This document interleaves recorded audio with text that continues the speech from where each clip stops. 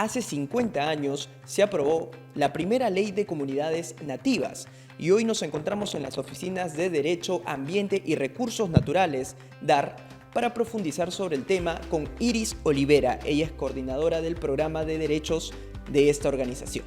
Escuchemos.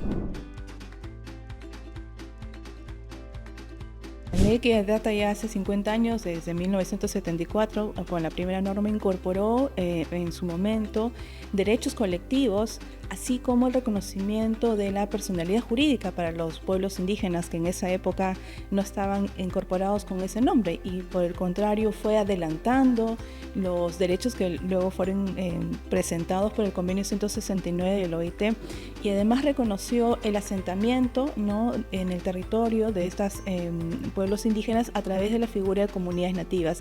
Además, se le reconoció que la propiedad era de carácter inalienable. Entonces, en su momento fue una norma vanguardista, de muy avanzada, y además de poder identificar y reconocer cómo han sido los derechos de estos pueblos para que ya han sido luego reconocidos en convenios internacionales como en la OIT y la Declaración Universal por los Derechos de los Pueblos Indígenas. Primero, queremos recordar el gran aporte que se hace desde los pueblos indígenas y sus territorios, porque aportan a la conservación de los bosques, que es tan importante ahora para enfrentar el cambio climático. De hecho, una comunidad nativa con bosques tiene menores tasas de deforestación que predios privados incluso. Además, esto aporta a los compromisos internacionales que tiene el Perú frente al cambio climático, así como a la biodiversidad. Primero, recordemos que tenemos una brecha pendiente de titulación actualmente en la Amazonía peruana, y además una comunidad no titulada es una comunidad más vulnerable a la afectación por actividades ilegales, por invasión territorial, por crimen organizado.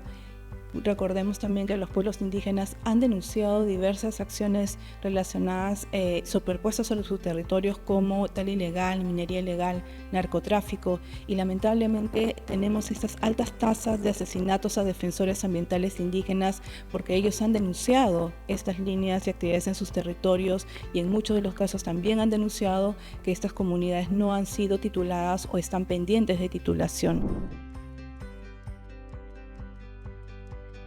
Según datos de DIGESPARC, hace algunos años que han podido recopilar, porque no había anteriormente datos actualizados, se ha logrado la titulación de alrededor de 1.600 comunidades. Sin embargo, todavía hay una brecha pendiente de más de 600 comunidades en la Amazonía peruana para la titulación de comunidades nativas, y esta sigue siendo pendiente para poder cerrar y sobre todo enfrentar y reducir la vulnerabilidad de estas comunidades con estas actividades ilegales que se han mencionado o denunciado. En principio, cerrar la brecha pendiente es una tarea urgente a nivel estatal. Fortalecer la institucionalidad, también han mencionado, es relevante desde el cumplimiento de la norma, el desarrollo y la aceleración de la titulación de las comunidades con esta brecha de 600 comunidades, pero también pasos siguientes es la georreferenciación de las comunidades. Hay comunidades que ya están tituladas, sin embargo necesitan ser actualizadas en sus títulos de propiedad, es decir, los linderos que tienen con otras áreas. Recordemos también que las comunidades están ahora activos y vigilantes en su territorio. De hecho, ellos están luchando frente a la criminalidad organizada, y es necesario también el soporte hacia ellos.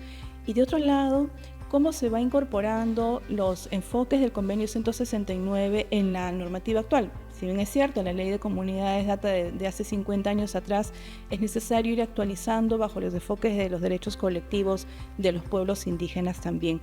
Un ejemplo importante para ello, recordemos, es la línea de las expresiones de gobiernos territoriales autónomas, que es una forma de organización a nivel de pueblos, a nivel de la Amazonía peruana. Desde DAR hemos desarrollado una campaña para visibilizar estos temas. Si te gustaría conocer más detalles, te invitamos a seguir nuestras redes sociales.